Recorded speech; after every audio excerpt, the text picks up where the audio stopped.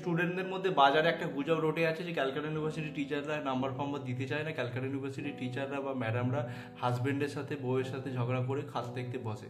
আমার বউ ওপরে পাশে ঘুমোচ্ছে, আমি এক বান্ডিল খাতা নিয়ে বসেছি, জঘন্য লিখেছে।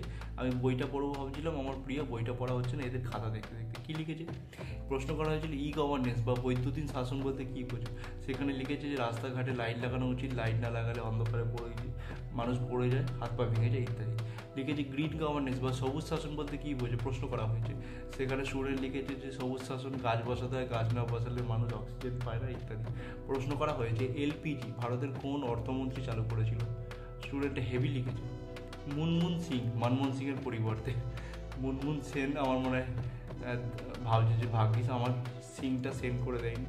মানে এই তাদের স্ট্যান্ডার্ড। তারা ভাবে যে টিচাররা খাতা দেখে না, টিচাররা পড়ে না খাতা, এমনি এমনি নাম্বার দিয়ে দেয়। বছরের পর বছর আমি খাতা দেখছি, এবং আগে দু একটা কম আসতো খাতা, দু একটা খাতা আসতো যেখানে স্টুডেন্টরা গান গল্প বা একই কোশ্চেন রিপিট করে যেত। এখন স্ট্যান্ডার্ড এতটাই পড়ছে আস্তে আস্তে, ভাই তোদেরকে হাত জোর করে রিকোয়েস্ট করছি, তোরা বিলিভ কর টিচাররা নাম্বার দেয় না কেন? কারণ টিচাররাই জানে যে কী রকম খাতায় লেখে। স্টুডেন্টদের যে কমপ্লেন যে টিচাররা নাম্বার দেয় না, আমরাই জানি একমাত্র যে টিচাররাই জানে যে কী লেখে।